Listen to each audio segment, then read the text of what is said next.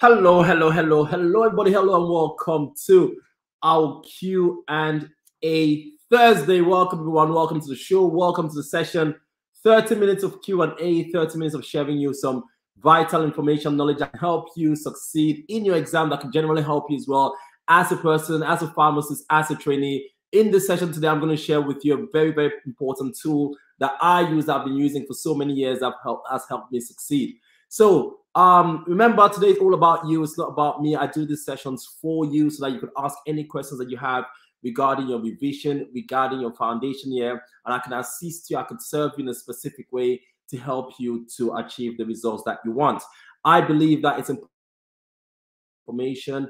You want to share this information with people because there's nothing as satisfying as giving back, as helping and sharing some key information that can have a positive impact on people's lives. So that's definitely what we're going to do today. I want to start off by giving all of you a shout. If you're here, just give me a hello. Say hi. Let me make sure that you can hear me. Let me make sure that you can see me clearly. If you have any questions, please ask your questions. I'm here to answer your questions. But I also have something very interesting which I want to share with you, because someone asked me this question last time when we had the Q&A Thursdays. Someone asked me, Marvin, how do you manage to balance everything together, being a manager, superintendent pharmacist, running a business, doing training courses, a dad of 4 kids, how you manage the family, and all the other commitments, BBC Media Pharmacy, manage these things in your day? How do you fit everything together?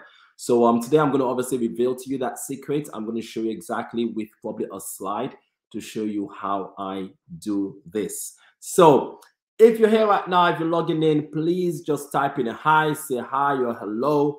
Let me make sure that you can hear me. Let me make sure that you can see me. And remember, if you have any questions, I'll just wait for more people to log in, because I know many of us join after 8 o'clock. That's fine. But if you want to say hi, just say hello. If you have any questions, please ask me the questions, and I'm here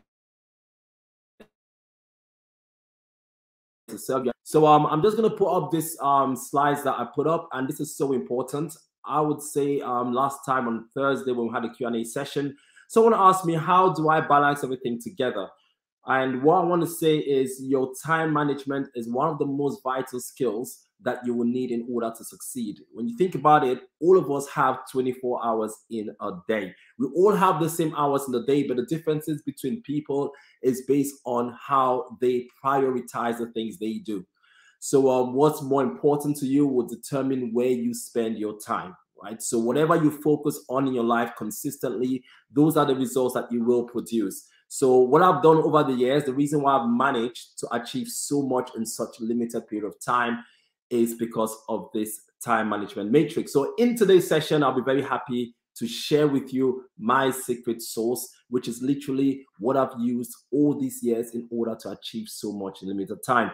This is also so important in your training year, in your foundation year, training to be a pharmacist, and even as a pharmacist in any sort of profession or area that you are. This time management matrix will make the difference for you. It will help you to be more resourceful, to be more productive, and to produce those results that you really want without wasting so much time on the things that are not necessary for your success. So I've got Gantner. How are you, Gantner? Gantner says, should I be worried if I haven't practiced enough calculations by now for the exam in July? Absolutely not. Absolutely not. The first thing I'm going to say to you is congratulations. Congratulations that you are actually thinking about this ahead. The many people, I promise you, I've been doing this with many students for so many years. There are so many students that have not even started looking at anything revision-wise. And sometimes you hear people even advise this. They tell you this, that once you start your pre-reg on months or December, don't do any revision. Just get accustomed to the pharmacy, work in the pharmacy, get to know your colleagues, go through your SOPs, get the hang of the pharmacy, which is true. That's very important for you. And then let's say that many people will normally then start revising after January or February. But in this matrix I'm going to show you right now, my advice to you is you want to start revising early.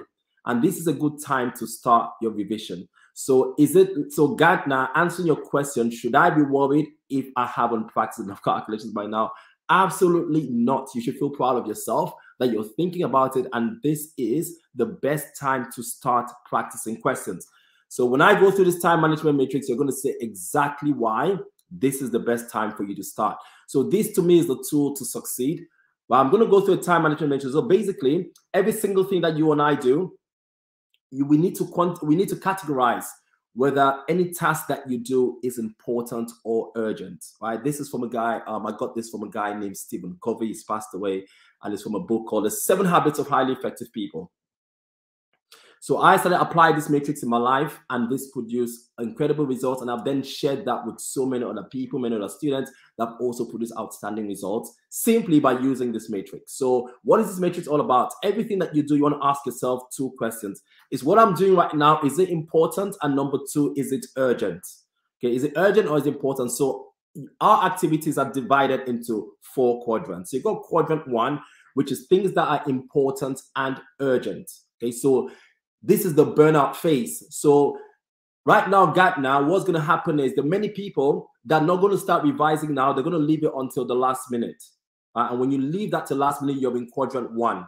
So quadrant 1, right there, I can see in the red, is the people that leave things to last minute. So what happens is it becomes a time when revision is now important and it's urgent because you have a deadline that is probably in a month's time for your exam.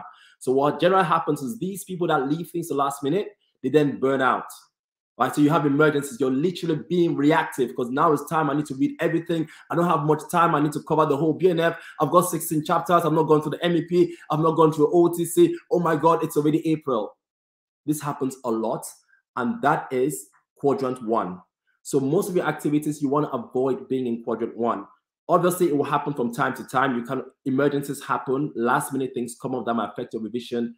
But the key is you want to do things way ahead of time. So what is the best quadrant for you if you want to be effective and you want to succeed? The quadrant is quadrant 2.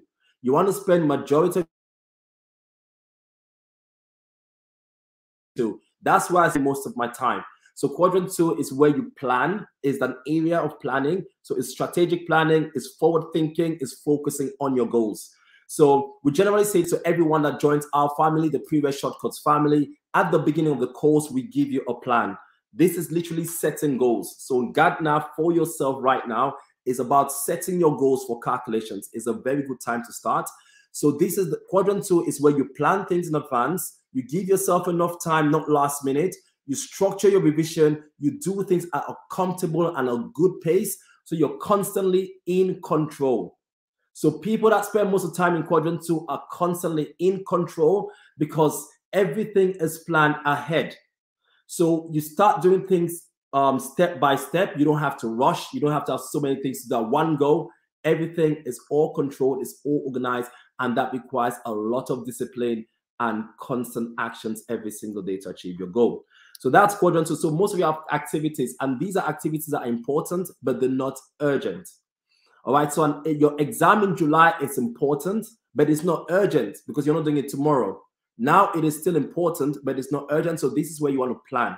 It's going to be urgent when you come to May, right, or you come to June. Then it becomes urgent because you've not covered certain things. Then you're in trouble. So this is the best time where it's important, but it's not urgent. So you spend time planning, you work on the goals, you target your goals, and slowly and over time, you will achieve, you'll be solid.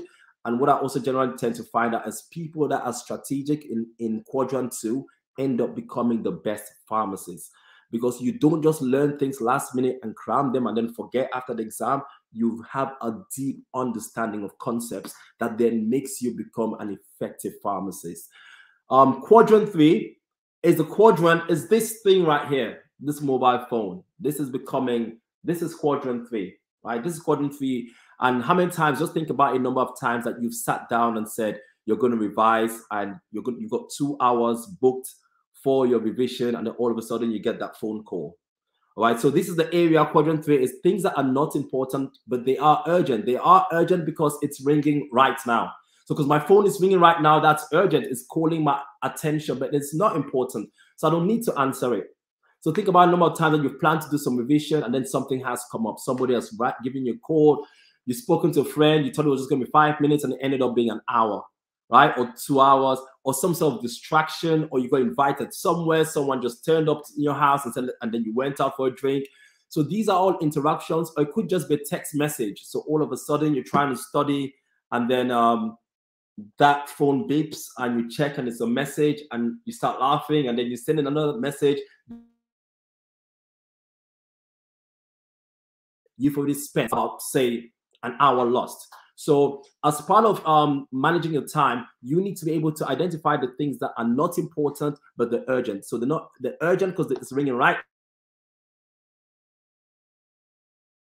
phone off, and I can put that away. We can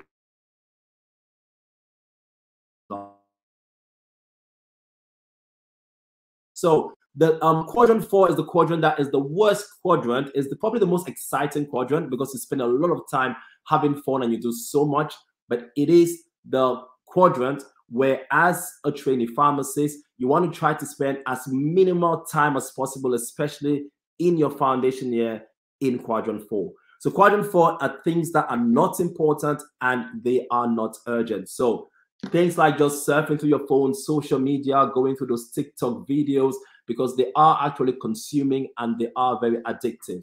Could just go into those TikTok videos, social media. Just think about times that you've probably just watched a TikTok video, you've watched a video on YouTube just for about 5 minutes, and then you've moved to the next one and to the next one.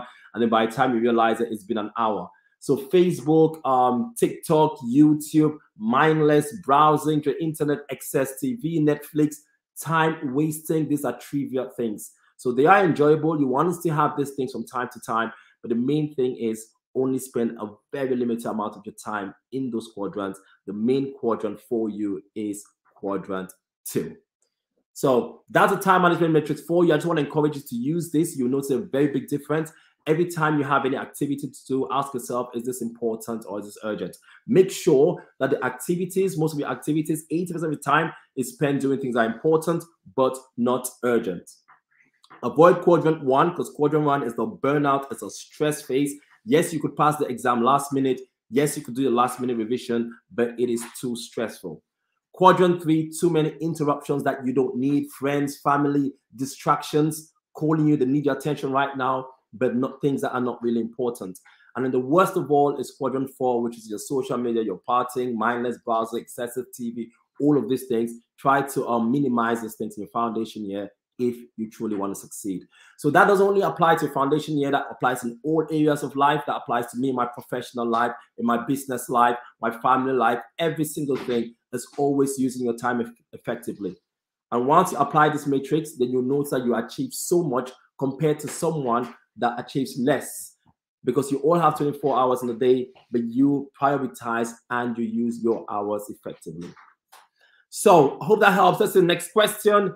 If you come out of hospital pre-reg from Kaman, how are you, Kaman? That question. If you come out of hospital pre-reg and start locuming, do you think it's harder than working for, say, just a community pharmacy? So someone asked this question last time. It wasn't the exact question, but it's about that transition from hospital to community pharmacy and how easy it was, or was it harder? So I would say it all depends on the person, the individual, and how much background knowledge you have, especially OTC. Because in terms of your clinical knowledge from the hospital to community pharmacy, it is good. And you need that because community pharmacy is becoming more clinical. So you really have that advantage coming from hospital, that you have that background. Where you might be a bit deficient is in your OTC knowledge, okay, your over-the-counter knowledge, and probably learning some of the services and some of the things that the pharmacists are doing in the community. Now, if you're someone that wants to adapt, if you're in a good pharmacy, then it's easier to stay in the same pharmacy, because once you're starting off, if you say, for instance, this is your first experience in a community, right, community pharmacy from a hospital, from a pre-reg, right, from pre-reg from a hospital, right, I would say perhaps you want to start off with one pharmacy, because then you get to know the people. It's less stress because you're not jumping from different systems and different systems. Spend a few weeks locuming in that specific pharmacy just to get the hang of things, get to know the staff, get to know a few things that are up-to-date things in the community, learn about OTC, the medications, get a bit of that confidence. And you don't need a lot of time, because at the end of the day, you are a pharmacist and you're fully qualified. It's just adapting. And once you've done that, perhaps for a few weeks, for some people, 2 weeks might be enough. Others, a month might be enough, or 2 months. It all depends on you. But once you've done those first few weeks, then you're fine then to start jumping to different pharmacies and locum because you have that confidence. So that would be my advice. My strategy for someone coming from a hospital that is not too confident in community will be start off in probably a smaller, quieter community pharmacy where you probably have enough staff to help you, counter staff, and you're not thrown in the deep end. Whilst you're there, make the most of it, learn the most you can, take your time to learn. And then within about 2 weeks to a month, you'll be in a good place to perhaps start then going to different pharmacies and then dealing with different challenges. I hope that helps, Kaman. I hope that helps answer your question. Thanks for asking that question. Let's go to Paras Kevi Evangelo. What a lovely name. Paras Kevi Evangelo. Thanks for coming on. Thanks for asking a question. Hello, I'm doing my pre-reg next year. Okay, well done. I've watched almost all your videos so far. Wow, that's quite impressive. I've not even watched all my videos. So I watched almost all your videos, quite a few videos. I think what have I got? I probably got about 80 something videos on YouTube. So helpful. Definitely would join the group October 2020. It's quite interesting because we have so many students, pharmacy students that join our previous shortcuts family. As you guys know, I call it family because we're not really a course. We are a family because we work on family principles. So we're quite a strong knit, and we share the same values. We support each other, and we definitely get invited to so many universities. If I may ask you, I don't know if you're a university now, if you have a year off, what university do you go to? Are you in your final year at university, and are you doing your foundation year next year? If you are, just let me know what university. We've been invited to quite a few universities. There are a few universities that we work with. For instance, University of UCLan, we've been to Kingston, Leicester University, Portsmouth University. There are quite a few universities that we do talks there. So it'll be interesting if you're one of those. You're in UCLan. All right, fantastic. You're in UCLan. So yes, we love UCLan with Rachel. We've been there a few times. I've done sessions with you a few times, which hopefully we'll do one for you again this year. So it'll be good to have you on there and obviously connect again. But yeah, it will be so. I'm looking forward to having you as part of the family. Thanks, and it's very good to see that you have that initiative early. You're actually starting and thinking ahead early. Your goal now is obviously to focus on your exam and smash that university exam, get that degree that you desire and deserve, feel proud of yourself, and then we're going to be waiting for you with open arms to the next phase of your journey. So thank you so much for coming on here, Paras Kevi. Thank you so much, and thanks for asking that question, and I hope that helps. But UCLan, you'll probably be seeing us very soon. Teja, good to see you. Teja, thanks for coming back. It's great to see you. Teja says, I'm looking forward for the February combo course. Yes, so we have the course twice a year. We've got the October course, which is now obviously fully booked. So the next course is going to be in February, and lovely people like Teja are joining the family. You're already part of the family. Once you've enrolled in the course, you'll be able to access our Telegram group, our Telegram family. And we have quite a lot of exciting things coming up, Teja. Really, really exciting. And I'm really excited for you. And I'm excited for everyone that's enrolled in February because just like October, there are really, really great things that we have planned for you and support. And yes, we just want to do everything to give you the best experience, to make sure that we facilitate things for you. But you're not only just coming to do a course. That's far from it. As I said, you're joining a family with people that are there to support you, have fun with you, laugh with you, hold your hand along the way, crack jokes with you. Have fun. We're going to do this together, and I look forward to helping you succeed. Keshmesh, how are you, Keshmesh? Keshmesh, amazing. Keshmesh always on here. I've not met you yet, Keshmesh, but I got a lot of respect for you because I know you come up a lot and you ask questions. So it's really, really good. Good to see you on there. So Keshmesh is asking, whilst working in anything there, and I'm finding it challenging in remembering things whilst dispensing prescriptions. All right, Keshma, so I'm assuming first of all that you are a foundation year pharmacist. Is that correct? Let me know. Okay, so if you're asking, you got to look at two things. So as part of your training to become an effective pharmacist, your foundation year is perhaps one of the most, if not the most important year of your journey, because that's where you have all those competencies to develop that you will then be transferred to becoming an effective pharmacist. This is when you actually see things firsthand and you also work in association with a diverse group of staff that you will have in the future. So I think your foundation year is so important. But the one thing you need to remember is that you need to enjoy it and you need to make the most out of the foundation year. Don't lose that opportunity. Don't suffer in silence. And if you find that it's challenging in the sense that perhaps you're not getting enough support, you're not getting the sort of the expectations are not what you expected, then it's important you have that conversation with your supervisor, right? Have that conversation with your supervisor, what used to be your tutor. Have that conversation about how you feel, and then also make sure that you have a plan. Different. Some people are lucky enough to be in some pharmacies with very experienced supervisors, or pharmacies that have a plan in place for them, from an induction to what you're going to cover in the first month, and all of that is already set out. But if you don't have that, because not all pharmacies have that, some of the trainees are in pharmacies where they don't get enough support, or perhaps they're not as experienced, or there isn't really a structured plan. What that means is that you need to be proactive, and more of the work has to come from you. I would say the first thing you want to do is, there are so many tasks to learn in the dispensary, which is part of your learning and which still comes up in your exam. So it's a very important part that you adapt, you build those relationships, the rapport with the surgery, you learn your dispensing procedures, your SOPs, the services. All of these are important. But at the same time, you need to feel like you're learning every single day, because there is so much to learn in a pharmacy. And if you spend months going all the way to December and you feel that you're not learning, then that means it's time to have that conversation. So when I do this Paras Keve, we normally go into universities and we speak to them before they start the foundation year.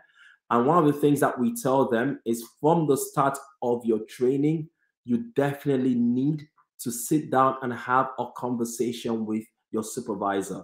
You need to discuss the expectations. You need to find out from them what the plan is going to be for you. What is your study hours arrangement? Everything has to be planned out. And you have to be proactive, because remember that not everyone is as experienced. And sometimes you're in a pharmacy where the pharmacist might be too busy and they may be expecting you to be more proactive than them. So if you feel that way, please, please, please, time is going by. Make sure you have that conversation with your supervisor. If that's not working and it's definitely not productive, then you want to take it a bit further and even look into the possibility of changing premises. But whatever happens, this is your time, this is your life, this is your moment. Make sure that you look after yourself, because if anything happens and you don't pass the exam and you have a bad training experience, all of these people are going to look back at you and they're going to ask you the same question. Why didn't you say anything? Why didn't you do anything? Why didn't you come and speak to us? Why didn't you go out there and do something? Why didn't you change your premises? Everything, Keshmesh, is going to come back to you. So it's time that you wake up to it and you say to yourself, I need to learn. I am here to learn. I don't have much time and I need this as part of my development. And when you do that, I promise you, you will start to learn. You will start to get the benefits. You have a good experience and eventually become the amazing pharmacist that you desire and you deserve. But it all starts by taking right now. Please have that conversation with your supervisor. You should be learning. You should be learning things right now, and you should be feeling like you are making progress. If not, it's really time to change. So important, very important. So I hope that helps, Keshmesh. I hope that helps. What other question do we have? JL, great to see you on the. Thanks for asking that question. There can be many things to learn while dispensing. Yes, so exactly. There's unlimited things to learn. There's just so much. I think about pharmacy on a day-to-day basis. Like, there's just so much. When you pick that prescription, there's so many medications. Just even taking one prescription with one item, even if it's just one item, amlodipine, there's just so much to learn from amlodipine. There's just so much to learn about interacting with the patient.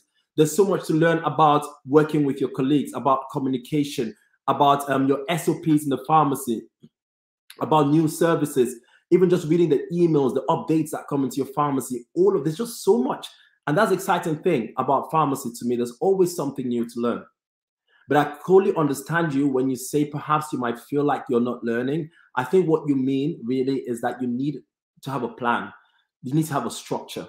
So when people say that, for instance, sometimes you can have someone that just dispense all the time and they feel like I'm just an extra hand in this pharmacy. All I get to do is just dispense. Yes, I'm doing all the work here, but I don't really feel like I'm learning something, especially when you compare yourself perhaps to some of your other colleagues, right? So in that case, that's what I'm saying. It's really about having those conversations. My advice to you is never suffer in silence. Speak out. Always speak out. Don't even feel intimidated. You're better off going to your tutor. I had that sort of experience. When I started my pre-reg year, my tutor, for good 2 months, my tutor went on holiday when I started, and then no one was showing me anything. And it was such a busy pharmacy. We used to do 22,000 items. Everyone was so busy, red baskets every second. There was no time to sit down to explain anything to me. And that had gone on for almost 2 months. And I remember my work colleagues were like so stressed, and they told my tutor, oh yeah, they'll always blame you if you did something wrong. No one's going to show you what to do. But if you did something wrong, oh, why did you do this? Why did you do that? You should have done this way. I was like, no one teaches me anything. I remember my tutor coming back from holiday once, and then she called me into the office and she's like, oh yeah, Marvin, I'm not really hearing good things about you, that you did not do this and you're getting this wrong, and they're showing this. And then I had that conversation with her. And I said to her, I said, listen, you're my tutor and you haven't spent time to even show me anything. You are working on the basis of what people are saying, but I would like you to show me things so that you know you've shown me. And if I don't do those things, you can say that you have taught me the things and I don't do them. But when I had that conversation and I explained to her I needed to have a structure and she's going to help me, it's such an enjoyable activity. A lot of things, but you have to speak out. If you don't speak out, then you're going to lose out. Have those conversations. Definitely have those conversations. Also, advisory labels. Yes, your advisory labels. Every time you dispense a medication, we cover the whole BNF on the course. But every time you dispense a prescription, just ask yourself those questions. What is this medication for? What are the side effects of this medication? Look at some of your high-risk drugs. Best thing for you to do is go into a GPHC framework, look at your high-risk drugs. Okay, look at your high-risk drugs.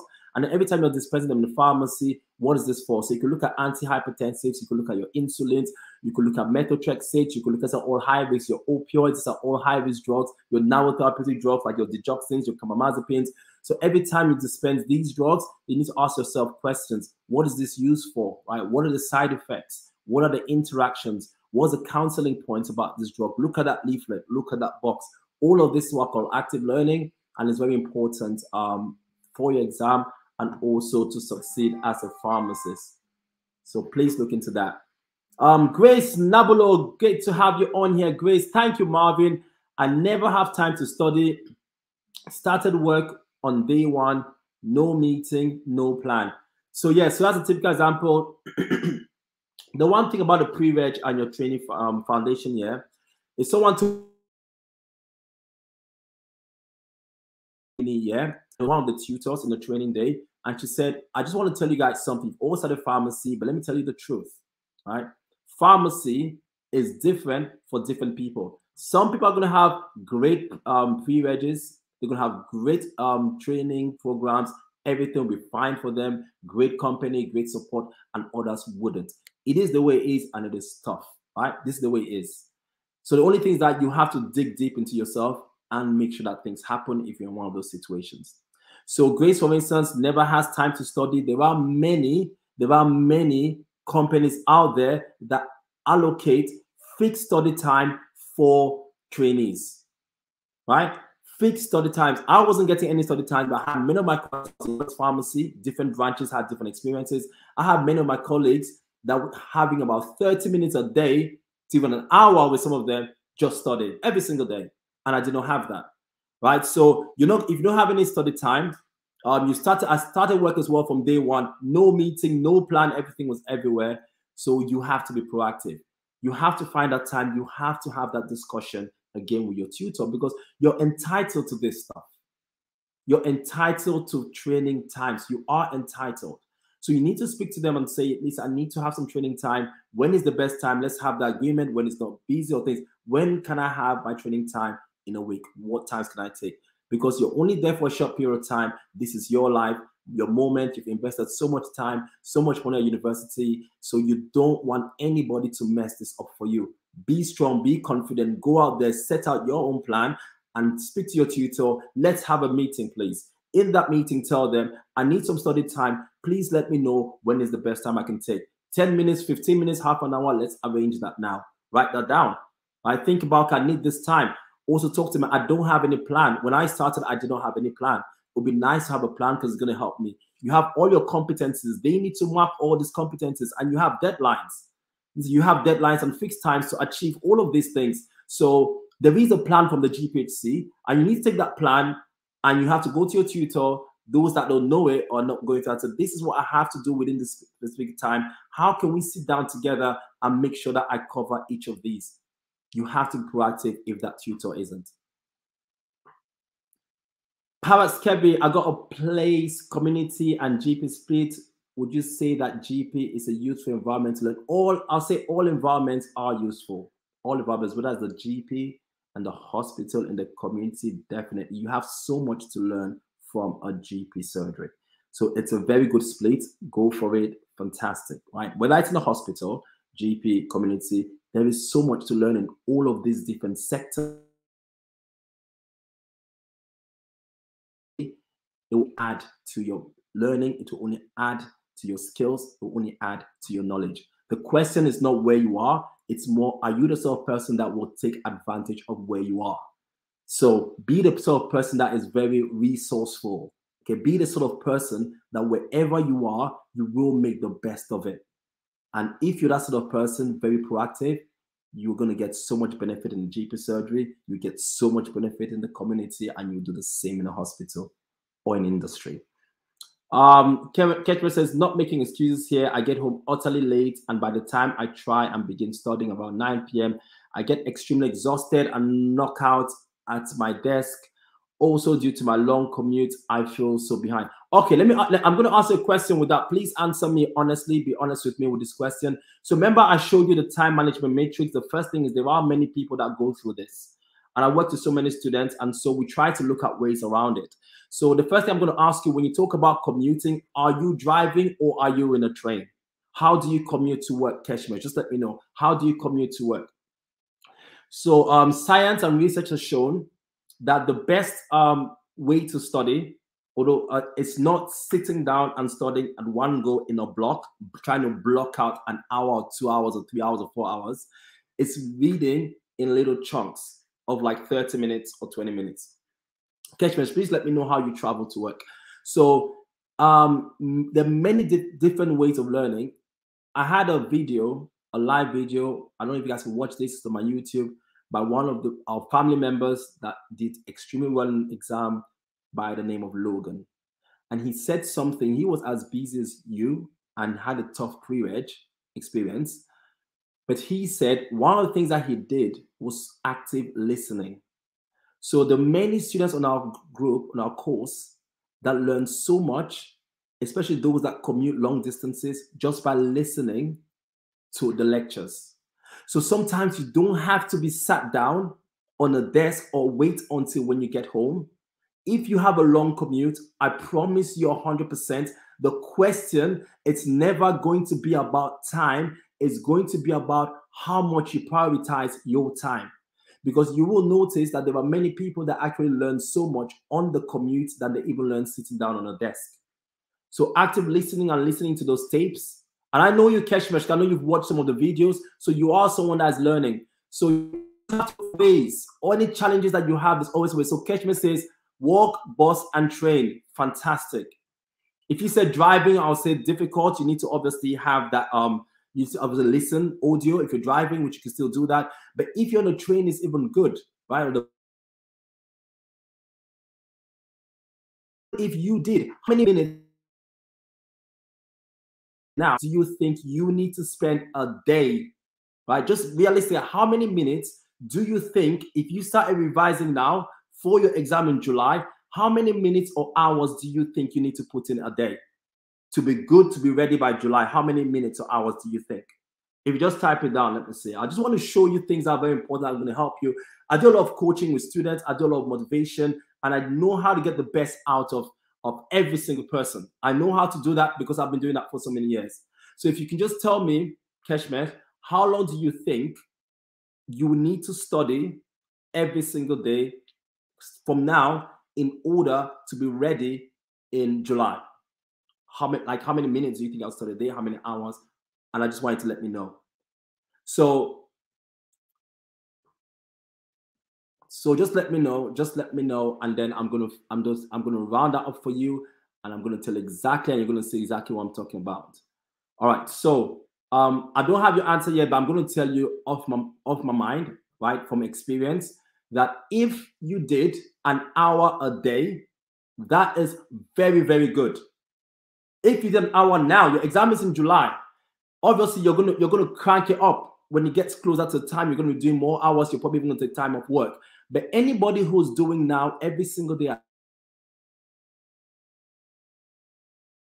maybe calculation, clinical, and other things. If you're spending an hour every single day now, then you are in a good place. Every single day, I do an hour every single day.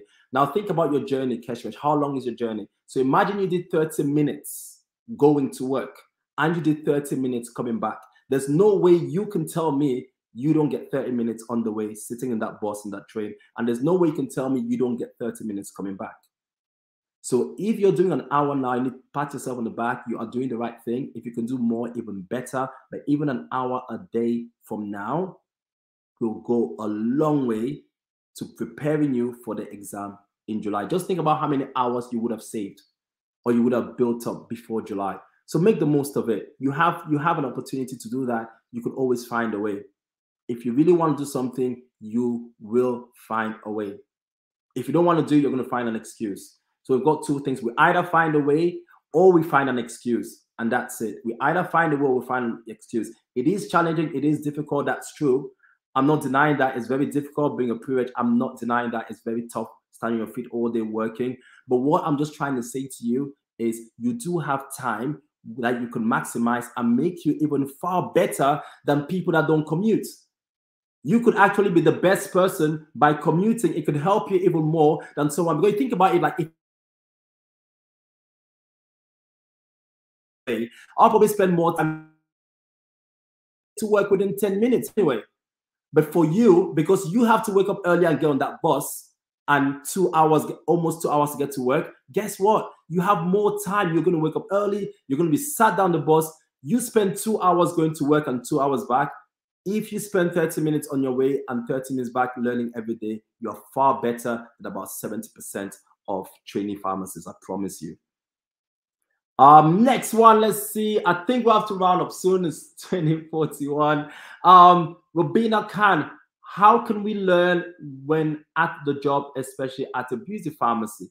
How can you learn? Okay, right. You have different types of learning. We have what we call active learning. And active learning, if you're in a busy pharmacy, is the best place to learn.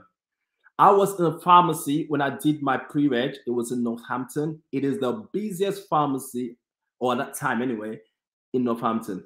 We were doing 22,000 items a month.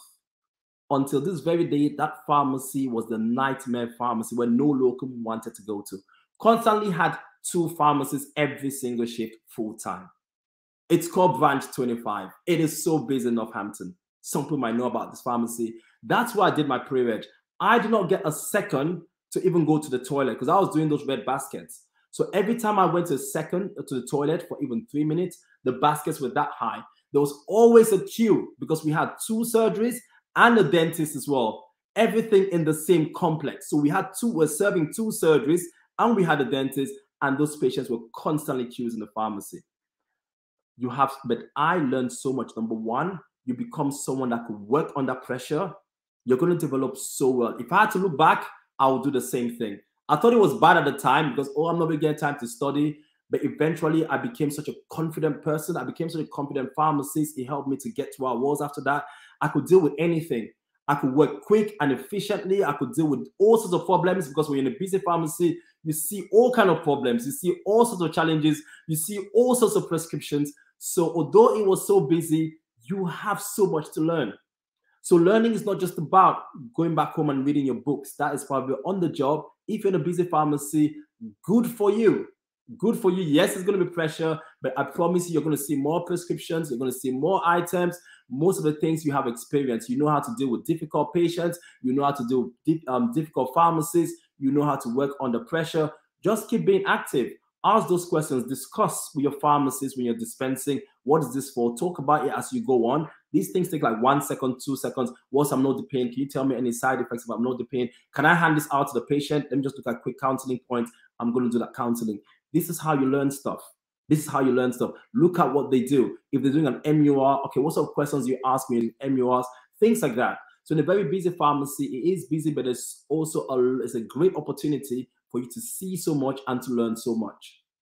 So it's really not about the pharmacy. I'm going to bring that back to you. It's about you. Okay, it was hard for me to accept that, but I had to get to a point. I had to realize that it was really about me. Because you can put someone in the same shoes as me and they become the best pharmacists because they learn so much in such a busy pharmacy. So at the end of the day, ask yourself, what can you do to make things better? What can you do to learn the best you can? Who can you speak to? You can even speak to some of the pharmacists and say, listen, just ask me questions. You guys are pharmacists. You've got locums. Just tell them. I used to have many locums that used to help me so much. When I used to come to the pharmacy, it was so busy. I'm like, hey, listen, can you help me out because I'm doing my pre-reg? So if you're dispensing anything, just ask me questions. And anything, just tell me. So even though we're busy, they'll take something and go, okay, Marvin, I want you to dispense this one. And then when I dispense it, what do you think? Any interactions between those two? That's clarithromycin and simvastatin. Wow, fine. I'm going to say it. If I didn't know it, then I'm going to check the answer later, or I can check it right there, or they will just tell me. So make it fun. Make it fun. Ask those questions. Get people to like quiz you and things like that. You notice that you're going to be in a very good place. Also, remember, you've just started. It's always difficult when you just start. It's very challenging. You're learning so much things. It feels overwhelming. It feels scary. But believe me, once you've settled by December, it will be different. You'll be focusing more on your learning. You'll be understanding more things. January, February, you have a whole different experience. So thank you all so much. I think that's going to be it for our short Q&A session. Thank you all for turning up. How do you recommend us in becoming more refreshed on top of our work, especially studying late at night? I'm being alert and absorbing everything because it seems like I'm forgetting everything I'm reading. So that's why I gave you this time management matrix. It's all about prioritizing your time. Remember, your health is important. So I'll give you Keshmesh, for instance, and I'm going to tell you this from the bottom of my heart. When I look at your situation, there is no reason why you should be studying late at night. There isn't any reason, because all you need is an hour a day. I'm telling you for now, okay? All you need is an hour a day. From now, if you're doing an hour a day, it's good. And you commute about 2 hours going, and I guess 2 hours coming back. That's almost 4 hours in your journey. Is that correct? Or is it just 2 hours, 1 hour and 1 hour back? So you could do all your studying on your way when you're going to work in the morning and when you're coming back. You don't need to be studying late at night at this stage. It's not necessary. It's not necessary. What you want to do is work in quadrant 2 that I showed you earlier. Plan. This is what I'm going to do between now and then. I only do an hour every day. When it comes to maybe March or something, I might do more. But now you've got to do different things. But your studying at this stage should not be so detailed, so intense that you're staying up at night. That means that you're getting your priorities wrong. Right? An hour should be enough for you a day. An hour should be enough now. But don't go into the night. Use your commute time to learn a few things. Get the audio. Listen to things. When you're at work, learn at work, active learning, getting people to asking them questions to show you things that you go on. All of this should be your learning. So when you come back home, chill out. Right? When you come out, chill out, Keshmesh. Don't take it so serious. You come back home, chill out with your family. Eat, relax. You've had a long, busy day. But you've also done your little reason on the commute. So now chill out, watch a movie, relax, do one activity in quadrant 4, eat properly, sleep well, keep yourself hydrated. You go to the gym, whatever, do some exercise. Forget about learning because you've done that on the train. Refresh yourself. And if you do that, you'll be more alert, you're going to absorb more, and you're going to remember more. Okay, so you're not in the stage yet where you need to be studying late at night. That will normally happen later on, getting close to exam, probably when you've even stopped work, then you can go like 24 hours reading. So yeah, so my advice to you will be take it easy. Take it easy. Give yourself a fixed goal, short time, an hour every day, 30 minutes on your way to work on your train, 30 minutes coming back, tap yourself on the back, Get home, eat well, keep yourself hydrated, be healthy, spend time with your family, chill out. There's more to life than just your pre-reg, right? Be someone of balance, right? Say a prayer, where if you're spiritual, do other things, because all of these are important for your mental health. And then the time will come when you're going to be spending more time studying, but that's in the later months. Okay? Beautiful and wonderful advice. Like, my pleasure, always here to support you. So thank you all for coming on. Thank you. I look forward to obviously seeing you guys again.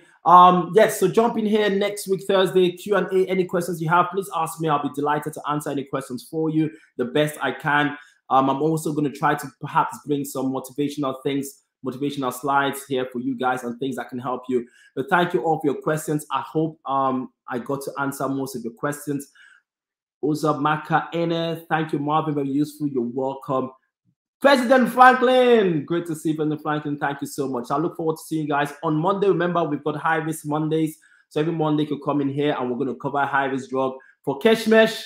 If you come here on Monday, that's going to be your 30 minutes done, right? Because it's 30 minutes, we're going to do a high risk drug.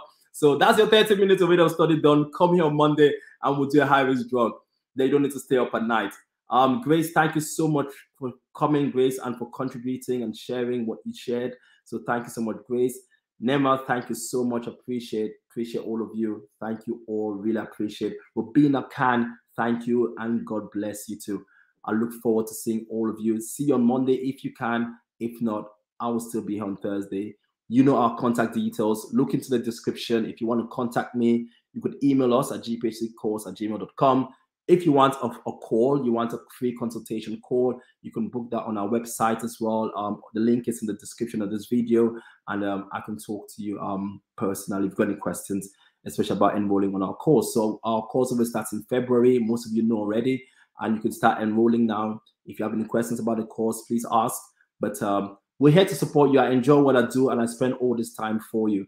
So take good care of yourselves, and I look forward to seeing you again very soon. See you all. Bye.